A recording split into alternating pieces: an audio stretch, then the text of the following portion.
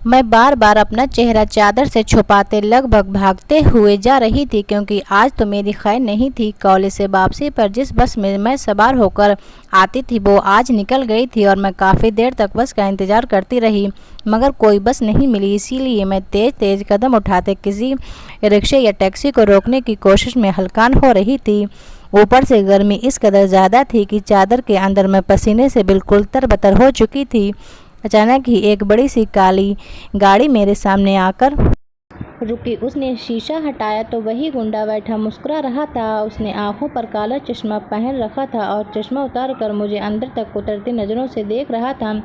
आंखों के इशारे से उसने गाड़ी के अंदर बुलाया और मैं एकदम से घबरा गई। हे भगवान, ये कब मेरा पीछा छोड़ेगा? ये तो मेरे पीछे ही पड़ गया, गुंडा बदमाश कहीं का। मैंने उसे गुस्से और नफरत से देखा और दूसरी दिशा में चलने लगी, बल्कि लगभग दौड़ने लगी, क्योंकि वो मेरे अकेलेपन का फ़ायदा उठा सकता है। लगभग 1 महीने से वो मेरा पीछा कर रहा था। मैं जब भी कॉलेज वैन के इंतज़ार में वहाँ खड़ी होती, वो अपनी बड़ी काली में दूर खड़ा शीशा उतार कर मुझे तब तक देखता रहता जब तक मैं बस में सवार न हो जाती। अजीब तरह की नज़रें थीं उसकी, अंदर तक चुभने वाली, सामने वाले को अंदर से जला देने वाली। एक तो गर्मी इतनी थी, ऊपर से मैं उसकी नज़रों की तपिश नहीं सह सकती थी, जिसमें न जाने कौन सा जुनून था।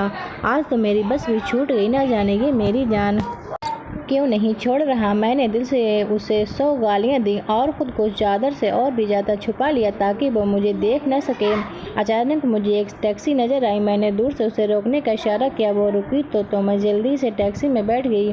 मुझे बस जल्द से जल्द उस लड़के की नज़रों से दूर भाग जाना था। हालांकि मेरे पास टैक्सी का किराया तक नहीं था, फिर भी मैंने टैक्सी ड्राइवर को घर का पता समझा दिया। सोचा कि घर के सामने टैक्सी रुकेगी तो माँ से पैसे मांग कर उसे दे दूँगी। टैक्सी चलने लगी। मैंने गाड़ी के शीशे में देखा तो वो काली गाड़ी हमारे पीछे ही आ रही थी। मैं ज़्यादा घबराई, क्योंकि ऐसा पहली बार हुआ था कि वो मेरा पीछा घर तक कर रहा था। अजीब साइको लड़का है, इतनी गर्मी में तो घर से निकलने को भी दिल नहीं चाहता, मगर वो गाड़ी से निकलकर इतनी धूप में घंटों खड़ा रहता, मेरा इंतज़ार करता। जब मैं कॉलेज से बाहर आकर गाड़ी का इंतज़ार करती तो वो भी वहाँ मुझे खड़ा देखता रहता। उसके गुंडे दोस्त भी उसके साथ होते, मगर वो मेरी तरफ देखने के बजाय इधर उधर देख रहे होते थे। उसके हाथ में गन भी होती थी। यूँ लगता जैसे वो बहुत बड़ा बदमाश है और बंदूक की नोक पर किसी भी चीज़ को हासिल करने की ताकत रखता है, मगर मैं उसे डरती नहीं थी और न ही उसकी तरफ ध्यान देती थी। आखिर वो मेरा क्या बिगाड़ सकता है? इतने सारे तो लोग होते हैं सड़क पर, वो यूँ ही कोई नुकसान नहीं पहुँचा सकता। मैं अपने दिल में खुद को ही तसल्ली देती रहती।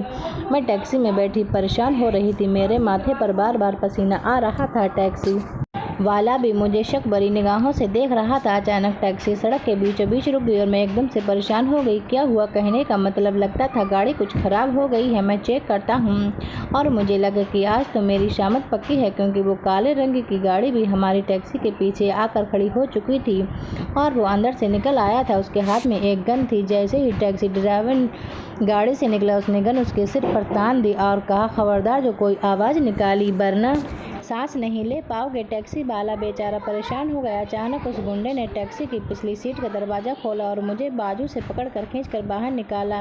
ये उसकी पहली गुस्ताखी थी और मैं एकदम सन्न रह गई, क्योंकि मुझे उम्मीद ही नहीं थी कि वो इस हद तक जा सकता है और यूँ मुझ पर हक भी जमा सकता है, वो भी सड़क के बीचों बीच जैसे कोई जंगल कानून चलता हो।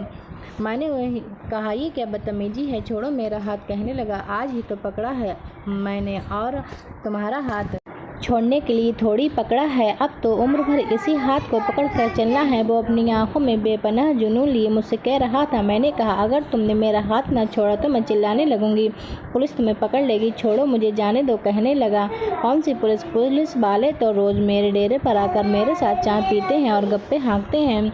तुम मुझे नहीं जानती, इसलिए खामोशी से मेरे साथ चलो, तुम्हारे हक में यही बेहतर होगा। कब से इस दिन का इंतज़ार कर रहा हूँ, इससे पहले कि मैं कोई और शोर मचाती। उसने मुझे खींचकर अपनी गाड़ी में बिठा लिया। उसके गुंडों की गाड़ियाँ भी उसी के पीछे पीछे चलने लगी। गाड़ी सड़क पर तेज़ रफ्तार से दौड़ रही थी और मेरा दिल भी ट्रेन की रफ्तार से धड़क रहा था। एक ही लम्हे में मेरी दुनिया पलटने वाली थी, बल्कि पलट कर रह गई थी। मैंने कहा, गाड़ी रोको वरना मैं चलती गाड़ी से छलांग लगा दूंगी।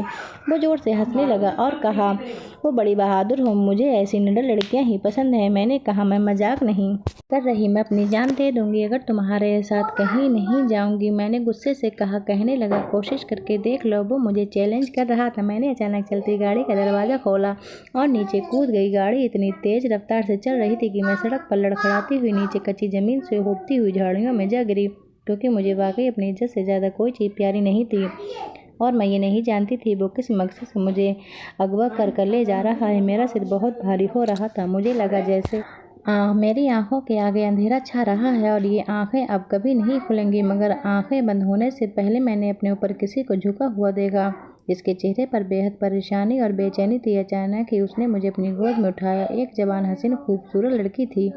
मेरे अंदर सपने थे, ख्वाहिशें थी। मैं बहुत आगे तक पढ़ना चाहती थी, अपनी मेहनत के बल पर किसी ऊंचे मकाम तक पहुंचना चाहती थी। मगर शायद हम गरीब लड़कियों के रास्ते में बहुत सारी रुकावटें आती हैं जो हमें उस मंजिल तक पहुंचने नहीं देती जिनके ख्वाब हम अपनी आंखों में सजा कर घर से निकलते हैं। मैं भी बहुत सारे ख्वाब अपनी आंखों में सजा कर अपने घर से निकली थी। अपने माँ बाप की इकलौती बेटी थी। मेरा कोई भाई नहीं था, मगर मेरे पापा कहते थे कि तुम ही मेरा बेटा हो, हमेशा मेरी इज्जत की हिफाजत करना, क्योंकि लड़कियों की इज्जत बहुत कीमती होती है। एक दफ़ा चली जाए तो फिर वापस नहीं आती, इसलिए अपनी इज्जत की हिफाजत अपनी जान से बढ़कर करना। और मैंने अपने पापा की बात को पल्लू में बांध लिया। अपनी नज़रों का कभी भी गलत इस्तेमाल नहीं किया और न कभी किसी गलत कामों में शामिल हुई, क्योंकि मेरी सहेलियां न जाने मोहब्बत के नाम पर क्या क्या गुल खिलाती थीं। उनके बॉयफ्रेंड भी थे। मेरे दोस्त प्रीति कहती थी, पूजा यार, यही तो उम्र होती है मोहब्बत की, क्योंकि इस उम्र में जब मोहब्बत होती है तो फिर कुछ भी अच्छा नहीं लगता, इंसान हवाओं में उड़ने लगता है। मैंने कहा कि मुझे हवा में उड़ने का कोई शौक़ नहीं है, न ही किसी लड़के में दिलचस्पी है। मैं बस अपनी पढ़ाई पर फोकस करना चाहती हूँ और बहुत बड़े मकाम पर जाना चाहती हूँ, ताकि अपने माँ बाप का नाम रोशन कर सकूँ और उनकी इज्जत पर कभी आँच न आने दूँ। वो मुझे बहुत रस्क से देखती कहती थी कि तुम्हारे अंदर तो दिल ही नहीं बल्कि पत्थर है, पत्थर जो कभी किसी लड़के की नज़रों की हरारत से कभी मोम नहीं हो सकता। और मैं उनकी बात पर मुस्कुरा देती, कहती कि मुझे दिल की ज़रूरत ही नहीं, क्योंकि दिल हो तो फिर दर्द भी होता है, टूट भी जाते हैं। रागनी को ही देख लो, उसके बॉयफ्रेंड ने उसे धोखा दिया और वो तो खुदकुशी करने की भी कोशिश कर चुकी है। मुझे तो समझ नहीं आता कि लड़की किसी लड़के के पीछे जान कैसे दे सकती है, क्योंकि जान से बढ़कर कीमती तो कुछ भी नहीं होता। और 4 दिन की मोहब्बत के पीछे उसी जान को सबसे पहले दे देते हैं।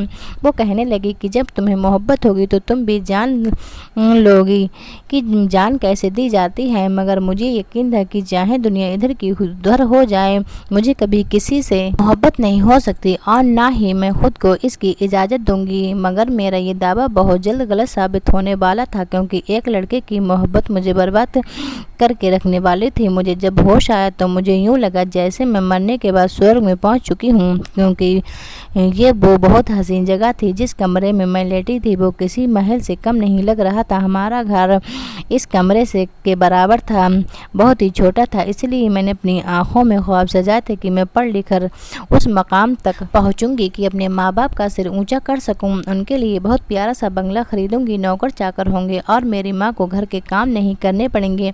मैंने अपने ख्वाबों में जिधर अपने लिए सपने देखे थे, ये महल उन कहीं सपनों से बढ़कर था। मैंने इधर उधर देखा तो उस कमरे में कोई भी नहीं था। ठंडी हवा बस मेरे बसों से टकरा रही थी। न जाने ठंडी हवा कहाँ से आ रही थी। हालांकि कमरे में कोई पंखा भी नहीं चल रहा था और न ही कोई खिड़की खुली हुई थी। मैं अपनी ही सोचों में उलझी हुई थी। अब तो मुझे यकीन हो चुका था कि मैं मर ही चुकी हूँ, क्योंकि मुझे याद था कि मैं इतनी तेज़ रफ्तार गाड़ी से कूद गई थी और झाड़ियों में फंस गई थी। मेरा बचना नामुमकिन था। मैंने अपने हाथों से अपना बाजू टटोला।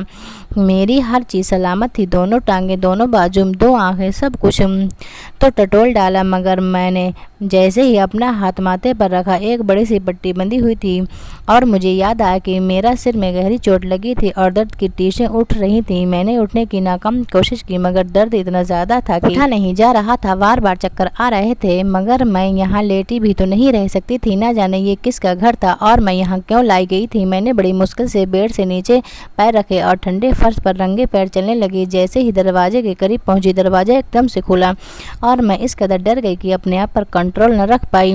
इससे पहले कि मैं फर्श पर गिरती और फिर से अपना सिर फोड़ डालती, किसी की मजबूत बाहों ने मुझे जकड़ लिया और अपने से लगा लिया। मैं अपनी पूरी आंखें खोल कर देखा, वो मेरे बेहद करीब था, इतना करीब कि उसकी गर्म सांसें मेरे सर्द सांसों में घुलने लगी। यूं लगा जैसे ठंडी हवा में किसी गर्म हवा का झोंका शामिल हो गया हो।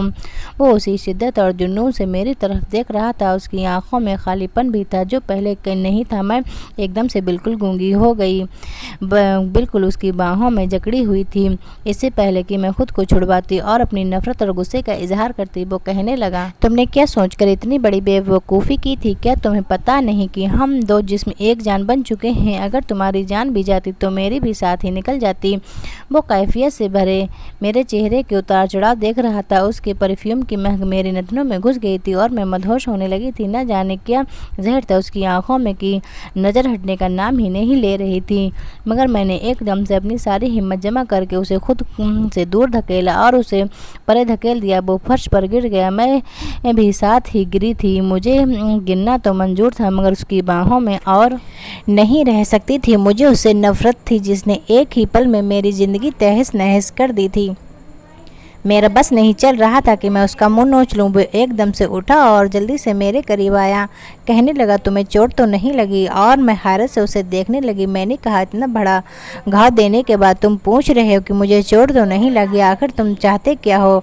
मुझे यहाँ क्यों लाए हो? ये कौन सी जगह है? कहने लगा, ये मेरा करीब खाना है। शायद ये जगह तुम्हारी शान के लायक नहीं, क्योंकि तुम तो स्वर्ग से निकाली गई कोई अप्सरा हो जो शायद इस धरती भटक रही है और मेरी नज़र तुम पर पड़ गई। नज़रों से दिल तक के सफ़र में तुमने मेरी जान ही ले ली है। किसी सूरत में भी तुम्हें नहीं छोड़ सकता, चाहे तुम इनकार करो या इकरार। तुम मेरे लिए बनी हो। वो तो यूं मुझ पर हक जता रहा था जैसे भगवान ने स्पेशल रिक्वेस्ट पर उसने मुझे बनवाया हो। मैंने कहा, मुझे घर जाना है। दरवाज़ा किस तरफ है? हटो मेरे सामने से। वो एकदम से सामने आ गया और कहा, मेरी आंखों में गौर से देखो, तुम्हें ये सब मजाक नहीं लगेगा। मुझे लगता है कि मैं इतनी मेहनत से तुम्हें यहाँ लाया हूँ और तुम्हारे एक ही बार में कहने पर मैं तुम्हें यहाँ से जाने दूंगा? हरगिज़ नहीं। तुम अब सिर्फ मेरी हो चुकी हो। उसने रजामंदी से मुझे सौंप दो तो अच्छा होगा, वरना मुझे ज़बरदस्ती तो करना आता है, क्योंकि मैं इस काम में माहिर हूँ। अगर कोई मुझे अपना हक प्यार से ना दे तो मैं ज़बरदस्ती उसे छीन लेता हूँ। वो इस कदर ठोस लहजे में बोला कि उसका लहजा मेरी रीढ़ की हड्डी में सनसनी सी दौड़ा गया। मैं 2 कदम पीछे हटी। मैंने कहा, मैं ऐसी लड़की नहीं हूँ जो किसी लड़के की धमकी में आकर अपना सब कुछ उसे सौंप दूँ। मैं जान तो दे सकती हूँ मगर इज्जत का सौदा नहीं करूँगी, और वो भी तुम जैसे घटिया लड़के को जो बंदूक के जोर पर हर चीज़ को अपने कब्जे में करना जानता है। मगर इस बात को दिमाग में बिठा लो कि मैं कोई चीज़ नहीं हूँ, मैं एक जीती जागती इंसान हूँ। यूँ अपने आप को तुम्हारे हवाले इतनी आसानी से नहीं करूँगी। वो कदम कदम चलता मेरे करीब आया। कहने लगा कि तुम्हारी क्या शर्त है? क्योंकि हासिल तो मैं तुम हर हाल में करूँगा। अगर तुम अपनी मर्ज़ी से मेरी ज़िंदगी में आओगी तो मुझे अच्छा लगेगा। मैंने सारी ज़िंदगी दूसरों से हर चीज़ छीन कर ही हासिल की है, मगर अपनी मोहब्बत के मामले में मैं ज़बरदस्ती नहीं करना चाहता। मुझे बताओ, तुम क्या चाहती हो? मैं जानता हूँ कि तुम एक इज़्ज़तदार लड़की हो और मेरा तरीका गलत है, मगर मेरी मोहब्बत गलत नहीं है। मैंने कहा, हालत भेजती हूँ ऐसी 2 टके की मोहब्बत पर। तुम तो मोहब्बत शब्द से भी अनजान हो। मोहब्बत तो वो है जो अपने प्यार के लिए अपनी ख्वाहिशों को त्याग देना होता है, न कि प्यार की ख्वाहिशों को अपना गुलाम बनाने का। मैं किसी तरह भी नहीं मानूंगी, अपनी जान ले लूँगी। मेरे करीब मत आना। कहने लगा, चलो फिर शादी कर लेते हैं, फिर तुम करीब आने दोगी ना मुझे? और मैं उसकी बात सुनकर हक्का बक्का सी रह गई। इतनी बड़ी बात को इतनी आरामी से कह सकता था, ये उसके कोई गुड्डे गुड़ियों का खेल है? कहने लगा, मैंने सारे इंतजाम कर लिए हैं, पंडित जी को बुलवा लिया है, बस 7 फेरे ही तो लेने हैं और तुम 7 जन्मों के लिए मेरी हो जाओगी। मैंने कहा, तुम पागल तो नहीं हो गए हो? ऐसे कैसे शादी कर लूँ तुमसे? मैं तो तुमसे जानती तक नहीं। मैंने अपने माँ बाप की मर्ज़ी के बिना किसी से शादी नहीं कर सकती। मुझे घर जाने दो प्लीज़। मैंने हाथ जोड़कर उससे कहा तो कहने लगा, चलो तुम्हारे माँ बाप की मर्ज़ी भी जान लेते हैं। ये कौन सा मुश्किल काम है? अभी चलो मेरे साथ गाड़ी में। ये कौन सा मुश्किल काम है? अभी चलो मेरे साथ गाड़ी में बैठो, तुम्हारे घर जाते हैं, तुम्हारे माँ बाप की मर्जी मालूम करते हैं और उन्हें भी साथ ले चलते हैं और शादी कर लेते हैं। वो इतनी बड़ी बड़ी बातें इतने नॉर्मल लहजे में कह रहा था कि मैं वाकई उसके दिमाग पर शक करने लगी थी, क्योंकि मुझे तो वो बिल्कुल ही सनकी लग रहा था, शायद किसी पागल खाने से भागा हो। मैंने थोड़ी देर के लिए सोचने लगी, अपने जहन में ताने बाने बुनने लगी, क्योंकि मैं जान गई थी कि वो अपने इरादों में कितना मजबूत है। मैंने कहा, हाँ चलो मेरे माँ बाप के पास चलो, उनसे इजाज़त ले लो, फिर मैं तुमसे शादी कर लूँगी। मगर अगर उन्होंने इनकार कर दिया तो, तुम्हें अपना दामाद बनाने से मना कर दिया तो तुम्हें उनकी ख्वाहिश की इज़्ज़त रखनी पड़ेगी। और वो एकदम कहने लगा, जब मैं ये चीज़ उन्हें दिखाऊंगा तो वो कभी इनकार नहीं करेंगे। उसने जेब से एक चीज़ निकाली और मैं एकदम से सहम कर दीवार से लग गई, क्योंकि वो मुझे पाने के लिए किसी भी हद तक जाने वाला था। मैं बस किसी भी तरह यहाँ से निकलना चाहती थी, इसलिए एकदम सादे उसे देखती रही। मैं जैसे ही गाड़ी से निकली, मोहल्ले के लोग अपने अपने घरों से निकलकर तमाशा देखने लगे, क्योंकि 3-4 गाड़ियाँ हमारे मोहल्ले में आकर खड़ी हो गईं और उनमें से ऐसे लोग थे जो शक्ल सूरत से गुंडे लग रहे थे। मैंने इतनी शर्मिंदगी ज़िंदगी में कभी नहीं उठाई थी जितनी आज उठानी पड़ रही थी। मगर मैंने अपने दिमाग में ये सोच लिया था, मैं घर पहुँचते ही पुलिस को फ़ोन करूँगी और वो उस गुंडे को पकड़ कर ले जाएंगे। उसने मेरा हाथ पकड़ा और घर की तरफ चल दिया। मैं उसके पीछे पीछे चलने लगी, क्योंकि मैंने सोच लिया था कि आज इन हाथों में हथकड़ियाँ पहना कर ही दम लूँगी। जैसे ही वो मुझे लेकर घर के अंदर दाखिल हुआ, मेरे माँ बाप जो इस कदर परेशान हो रहे थे कि मैं अभी तक घर क्यों नहीं पहुँची, एकदम से सन्न रह गए, क्योंकि मैं अकेली नहीं थी, किसी लड़के के साथ आई थी जिसने मेरा बाजू बड़े हक से पकड़ा हुआ था। जैसे ही मैं उसकी आज़ाद हूँ, उसके एक हाथ में गन थी और दूसरे हाथ में मेरा हाथ कदम कदम चलता हुआ मेरे पिता के करीब आया। वो हक्का बक्का नज़रों से उसे देख रहे थे और मैं अपनी नज़रों में गड़ी जा रही थी, क्योंकि ये सब कुछ मेरी वजह से हुआ था। वो लड़का, बल्कि वो गुंडा जिसका नाम यश था, मेरे पापा से कहने लगा, पिताजी सबसे पहले मैं आपका आभार व्यक्त करता हूँ, कितनी खूबसूरत बेटी आप इस दुनिया में लेकर आए हैं। माताजी आपका भी आभार अदा करता हूँ। उसने मेरे माँ बाप के सामने हाथ जोड़ दिए, फिर कहने लगा, पूजा को उस दुनिया में आए हुए 20 साल हो गए हैं। हम दोनों एक ही शहर में रहते हैं, मगर मैं हैरान हूँ कि ये मुझे अब क्यों मिली, पहले क्यों नहीं मिली थी।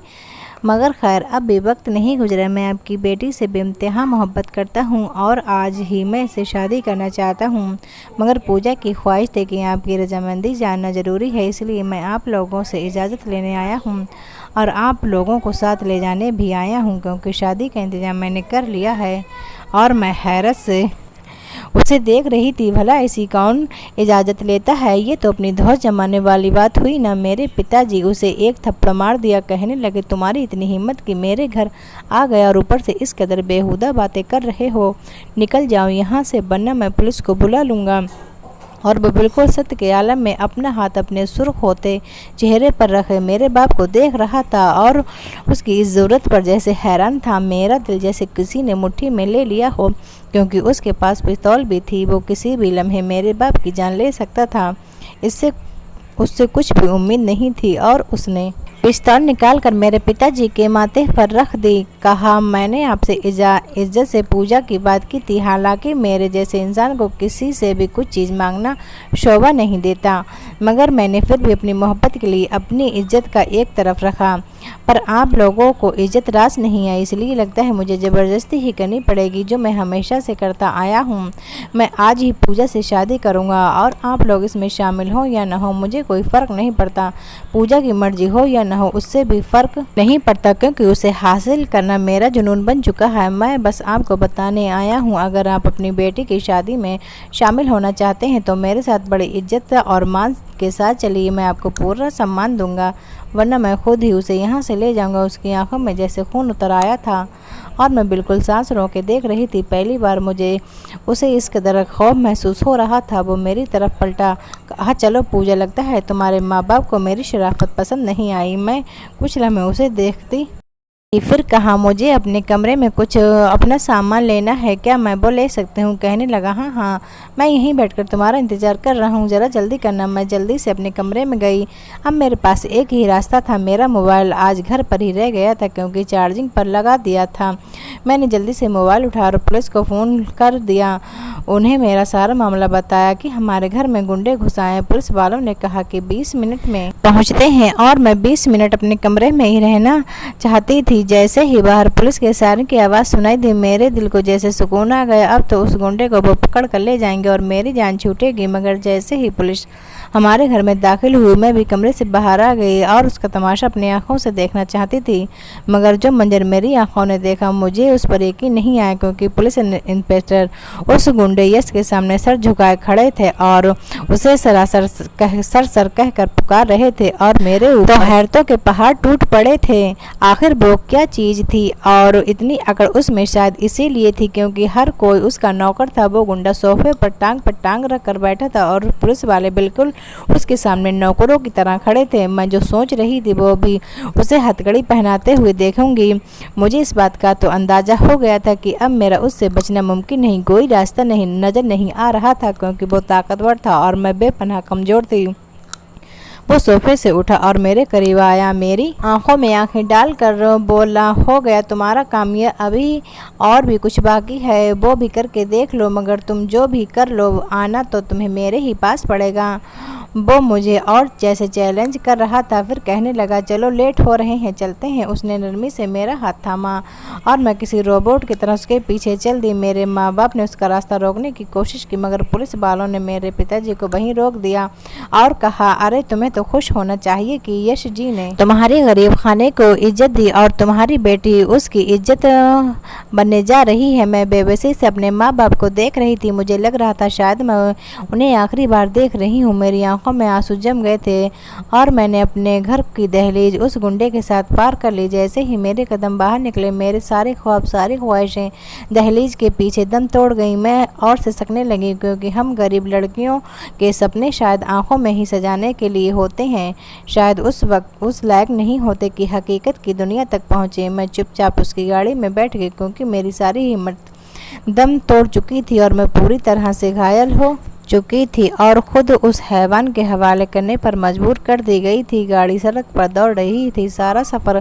खामोशी से कटा और फिर गाड़ी उसी महल के सामने जा रुकी जिसमें शायद मुझे कैद किया जाने वाला था, हमेशा हमेशा के लिए। मगर मैं सारे रास्ते दिमाग में एक ही चीज़ सोचती रही कि मुझे अब क्या करना है, क्योंकि इस चीज़ का तो हक तो मेरे पास था कि वो चाहे जितना भी ताकतवर क्यों न हो, मुझे ये काम करने से नहीं रोक सकता। कमरे में आने के बाद मैंने दरवाज़ा लॉक कर लिया। उसने कहे